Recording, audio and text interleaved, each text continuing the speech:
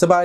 ดีครับขอต้อนรับทุกท่านเข้าสู่ซองเบาเมืองล่วงกลับมาทักทายสบายดีครับทุกคนเนาะหลังจากที่ห่างหายไปได้2-3 มื้ออยู่พอสมควรเนาะสำหรับคลิปนี้ก็ถือว่ากลับมากูดเองก็จะนำพาทุกท่านเนาะได้ไปติดตามรับชมเกี่ยวกับบรรยากาศการฝึกซ้อมนางสังขารเนาะเพราะว่าในปัจจุบันนี้อยู่ที่โรงพยาบาลก็ได้มี FC จากทางฝั่งไทยว่าบอกกูดลองอัปเดตเกี่ยวกับบุญประเพณีอยู่ร่วมพระบางในโซนนี้ได้เพราะว่าได้ยินมาว่าในช่วงเดือนเมษายนนี้ที่ว่าจะเป็นช่วงบุญประเพณีปีใหม่ลาวฉะนั้นอยู่ร่วมพระบางนี้เพิ่นได้มีการกะเกี่ยมมายังได้แล้วหรือว่าได้มีกิจกรรมการเคลื่อนไหวทางด้านได้แล้วนั่นเองเนาะซึ่งมื้อนี้กูดเองก็จะพาทุกคนไปเบิ่งหนึ่งในการฝึกซ้อมนางสังขารเพราะว่าทุกๆปีเลยโดยอยู่ร่วมพระบางในการปฏิบัติกันมาแต่โดนนานกันแล้วเนาะโดยเฉพาะก็แม่นนางสังขารเนี่ยก็คือฮู้กันดีเนาะในบุญปีใหม่ลาวก็จะมีตัวแทนของลูกสาวพญากบิลพรหมทั้ง7นางสาวที่ว่าจะได้นำเอาเสี้ยนหรือว่าหัวของพ่อเนาะไปฮดส่งนั่นเองเนาะอยู่ประเพณีหลวงพ่อบางฮอก็ได้มีการปฏิบัติกันมาแล้วก็จะต้องได้มีเพียงแต่หนึ่งนางสาวที่จะเป็นตัวแทนของลูกสาวพญากบิลพรหมที่จะได้ขึ้นนั่งพาหนะหรือว่าสัตว์ประจำตัวซึ่งวันปีนี้นี่สัตว์ประจำตัวก็เป็นเสื้อนั่นเองนะทุกคนเนาะเป็นเสื้อบอกเลยว่าก็เป็นอีก1 ปีที่ได้บรรจุครบพอมาครั้งนึงเพราะว่าทุกๆปีก็จะมีการสลับสับเปลี่ยนกันไปเนาะสลับพาหนะของนางสังขารที่ประจำตัวของนางทั้ง7นางสาวแต่ว่าปีนี้ก็ถือว่าจะเป็นเสื้อนั่นเองเนาะ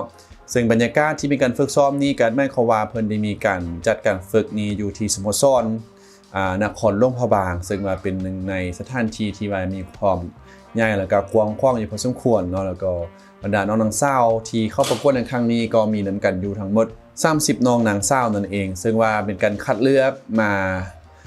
จากหลายๆภาคส่วนเนาะโดยเฉพาะก็เป็นโรงเรียนบรรดาโรงเรียนมัธยมแล้วก็จะมีโรงเรียนไม่ว่าจะเป็นทางมหาวิทยาลัยอยู่ภายในเทศบาลของหลวงพระบางเนาะมัธยมก็จะมีหลายๆภาคส่วนบ่ว่าจะเป็นทางมัธยมของปองคำจะมีทางพันล่วงมีทางสันติภาพเนาะแล้วก็มีหลายๆจากทางภาคส่วนโรงเรียนของรัฐแล้วก็เอกชนแล้วก็จะมีทางมหาวิทยาลัยเช่นเดียวกันซึ่งว่าการฝึกซ้อมนี่เนาะทุกท่านซึ่งการฝึกซ้อมนี้แม้ว่าเป็นการฝึกซ้อมบ่ว่าจะเป็นกิริยามารยาทหรือว่าการนบการย่างเนาะที่ได้มีการฝึกซ้อมให้กับบรรดาน้องๆสาวพอบางคนนี่ก็เรียกว่าเป็นเวทีทำอิฐเนาะเป็นเวทีทำอิฐหรือว่าเป็นเวทีแรกในการเข้ามาประกวดก็จะมีความตื่นเต้นกันแน่เนาะการวางกิริยามารยาทหรือว่าท่าทางต่างๆก็อาจจะอย่างบ่ได้ที่ก็ต้องมีการฝึกก่อนที่จะขึ้นเวทีแท้เนาะในค่ำคืนของวันที่11แล้วก็12นั่นเองเนาะซึ่งสถานที่เพิ่นมีการถ่ายทอดสดหรือว่าจัดงานก็จะอยู่ที่เดินทัดหลวงของหลวงพระบางนั่นเองเนาะฉะนั้นแล้วก็เรียกร้องหรือว่าส่วนทุกๆคนเนาะได้เข้ามาเที่ยวชมบุญปีใหม่อยู่ที่หลวงพระบางกันได้เด้อเนาะซึ่งในการฝึกซ้อมนี้หมายความว่าเพิ่นมีการเริ่มฝึกซ้อมมาแล้วอยู่ในระยะเป็นเวลา3 วันด้วยกันแล้วเนาะในการฝึกซ้อมการย่างการนำเสนอตัวเองเนาะการเสนอตัวแล้วก็นอกจากนั้นก็ยังจะเป็นเกี่ยวกับการฟ้อนลำวงนี่นะเป็นแบบการฟ้อนลำวงลาวด้วยแบบเป็นยิงลาวเนาะแล้วก็จะมีการเต้นบัสโลปเนาะหมายความว่ามีหลายกิจกรรมหรือว่ามี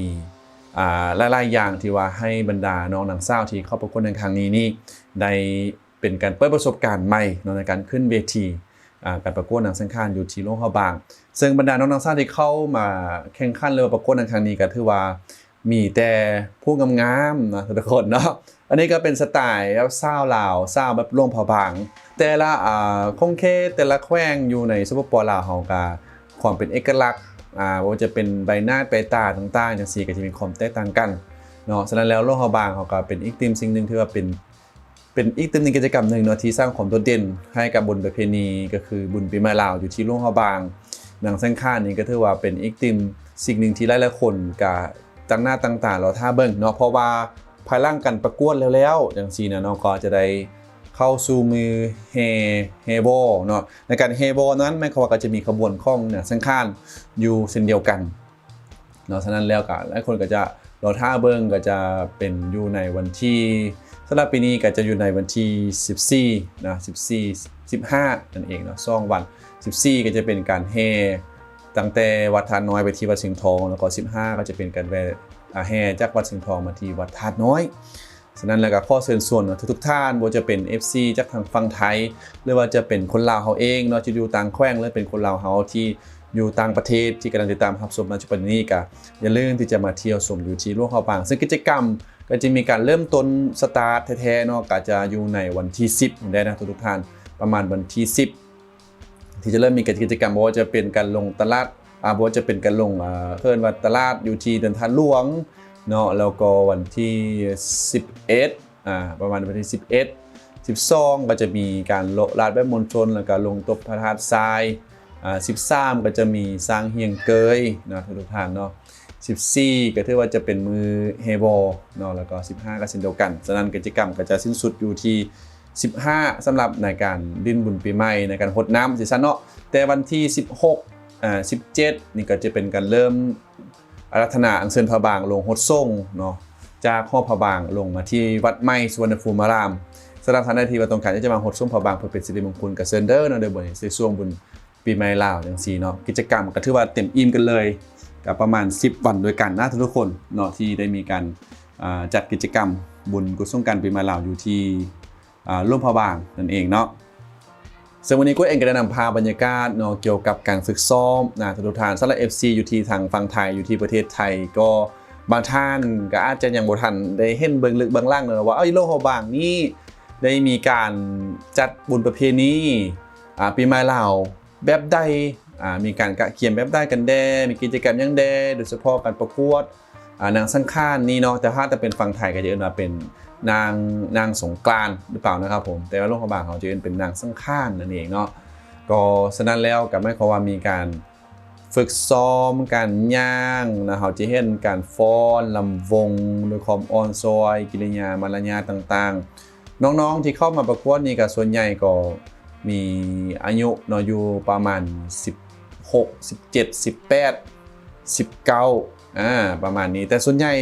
เขาเจ้าจะสูงก่อนอายุขนาดเนาะหมายความว่าอายุอาจจะประมาณ16 17อยู่แต่ว่าเบิ่งแล้วเนาะห่างกายเขาเจ้าสูงเกินอายุนั่นเองเนาะเบิ่งแล้วก็คือผู้ใหญ่เนาะเวลามาแต่งองค์ทรงเครื่องเขาอีกตื่มนี่ก็งดงามฉะนั้นแล้วอย่าลืมกันแล้วกันเนาะทุกท่านก็มือในการถ่ายทอดสดนี่ก็จะเป็นวันที่11 12ออกไปทั่วประเทศกันเลยเนาะแต่ทุกๆปีก็ถือว่าจะเป็นทาง Lao Star Channel เนาะที่จะมาถ่ายทอดสดฉะนั้นก็ฝากทุกท่านติดตามรับชมผ่านการถ่ายทอดสดโดยเฉพาะ FC จากทางประเทศไทยเนาะต้องการจะเห็นหากว่ามีโอกาสได้มาเที่ยวหลวงพระบางก็จะลืมที่จะติดตามรับชมผ่านการถ่ายทอดสดได้เนาะทางเพจของ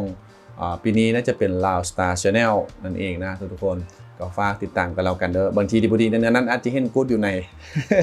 ทีวีนะอยู่ในบุญประเพณีก็ได้นะเรื่องสถานที่ว่า FC ทางได้ที่ว่ามาเที่ยวหลวงพระบางแล้วหากว่ามันพบกู๊ดบางทีเจอตัวจริงอาจจะบ่จื้อกันคืออยู่ในกว้างอาจจะเป็นแบบนึงตัวจริงอาจจะเป็นแบบนึงแบบสินะเนาะอาจจะบ่จื้อกันหากบ่จื้อก็ฝากทักทายกันได้เนาะsay hiกันให้กู๊ดแน่เนาะกู๊ดก็จะไปอยู่แถวเส้นกลางนั่นแหละนี่นะทุกคนนี่ก็บรรยากาศเนาะที่กู๊ดนำมาฝากทุกท่านเนาะเกี่ยวกับการฝึกซ้อมการย่างการฟ้อนของผู้ที่เข้าประกวดหนังสังฆานปีนี้เพื่อจะเป็นตัวแทนของลูกสาวพันยากบินละผมก็จะมีทาง7น้องนางสาวแล้วก็มีเพียง1นางสาวเท่านั้นที่จะได้ขึ้นนางอยู่ที่ลั่งเสื้อซึ่งมาเป็นพาหนะในปีนี้นั่นเองเนาะก็ฝากทุกคนติดตามกันแล้วกันสำหรับท่านใดที่มีความคิดเห็นกันแบบใดก็อย่าลืมที่จะคอมเมนต์เรียกเป็นกันเข้ามาได้เนาะว่าอยู่ที่ประเทศไทยเป็นแบบใดกันแน่